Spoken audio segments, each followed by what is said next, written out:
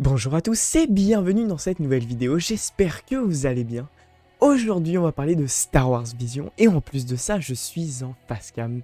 Je suis très content de pouvoir faire ça, ça va me permettre d'être beaucoup plus expressif dans mes vidéos et de gagner beaucoup plus de temps au montage, etc. Donc comme je vous l'ai dit, aujourd'hui on va parler de Star Wars Vision et je vais vous donner mon avis sur cette série que, petit teaser, j'ai trouvé vraiment génial. Donc remettons-nous en contexte, nous sommes le 11 décembre 2020. L'Investor Day de Disney a lieu aux États-Unis et Lucasfilm nous annonce une tralée de séries pour les années à venir et notamment Star Wars Vision qui sortira en 2021.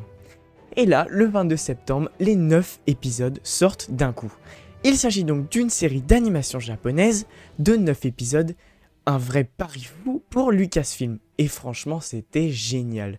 Je les ai tous regardés le même jour, le matin j'en ai regardé quelques-uns, j'ai fini la série l'après-midi, et vraiment j'ai adoré. J'ai adoré l'animation, j'ai trouvé ça vraiment bien. Et c'est ce qui est bien avec cette série, c'est que même si vous n'êtes pas fan de Star Wars, vous pouvez comprendre l'histoire. Et même si vous n'êtes pas fan d'animation japonaise, vous pouvez quand même apprécier l'histoire. Moi par exemple, j'ai pratiquement jamais vu d'animation japonaise et d'animé japonais. Et pourtant j'ai adoré, vraiment j'ai trouvé que c'était vraiment bien. Après bon forcément je vends la série mais j'y avais quand même des points assez négatifs. Par exemple vous avez des épisodes où en fait on perdait le lien un peu avec Star Wars. Le lien était vraiment très léger, vous aviez juste le mot Jedi ou des sabres laser qui vous ramenaient à l'univers Star Wars. Mais sinon c'était très vague. Vous avez aussi l'histoire parfois qui allait trop loin ou qui était pas à mon goût. Et aussi l'animation parfois qui ne m'a pas plu. Par exemple, dans Tatooine Rhapsody, un épisode que j'ai vraiment pas aimé, j'ai trouvé que l'histoire était trop enfantine, qu'on allait un petit peu trop loin.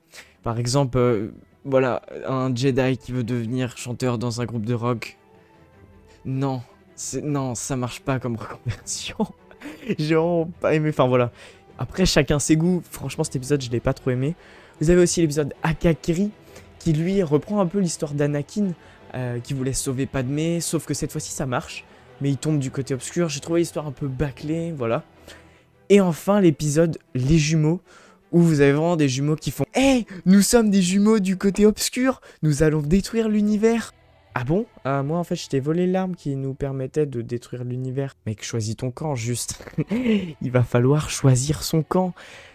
Si tu es un jumeau du côté obscur, tu vas pas voler l'arme qui va te permettre de détruire l'univers. Ce serait bête. Après, par contre, il y a des épisodes que j'ai vraiment beaucoup aimés, comme l'Open Oko, qui nous fait vraiment réfléchir sur la condition des habitants qui étaient sous l'emprise de l'Empire. Vous avez donc Ocho qui, elle, va rejoindre l'Empire, qui, elle, va montrer à sa sœur et à son père que l'Empire est vital pour leur planète. Et ça vous fait vraiment réfléchir sur la cruauté de l'Empire, qui en fait n'est pas si mal parfois, et qui est même nécessaire à certains habitants. Il y a aussi l'épisode Le 9e Jedi que j'ai vraiment beaucoup aimé. Donc vous avez des Jedi qui veulent reprendre de l'importance et détruire les Sith encore une fois. Et vous avez donc un peu une histoire qui ressemble un peu à ce qui se passe pendant la Haute République. Ça m'a vraiment fait penser à ça au niveau des graphismes et tout. Enfin voilà, les graphismes, il n'y a pas eu encore d'œuvre à proprement parler en film ou quoi. Mais dans les comics et tout, on retrouve un peu cette ambiance. Par contre, juste, Cara, je n'aime pas ce personnage. On va être franc, je n'aime pas ce personnage. Je l'ai trouvé un peu trop enfantine par rapport au reste de l'histoire. C'était dommage, parce que vraiment, le reste était vraiment bien. Et pour finir, le top du top, vraiment mon épisode préféré, c'est la mariée du village, que j'ai trouvé vraiment bien. Au début de l'épisode, j'ai fait « Ah, je vais pas aimer ». Et au final, je trouvais ça vraiment bien. L'épisode est vraiment posé. Enfin, on a une ambiance assez calme, mais en même temps, vous allez avoir de l'action sur la fin qui est vraiment cruciale. Et c'était génial, vraiment j'ai adoré. En plus il y a le rapport à la nature, j'aime beaucoup la nature et tout. Et c'était vraiment très cool, la fin est vraiment très stylée. C'était masterclass, j'ai adoré cet épisode, vraiment il était incroyable. Bref, pour terminer, je dirais que vraiment cette série c'était un pari fou réussi pour Lucasfilm. Ne loupez pas ça, si vous pouvez la voir, évidemment il faut avoir Disney+, je sais que c'est pas facile, si vous avez d'autres abonnements ou quoi, mais vraiment si vous pouvez voir cette série, ne loupez pas cette série, ne passez pas à côté, c'est vraiment incroyable, j'ai vraiment adoré.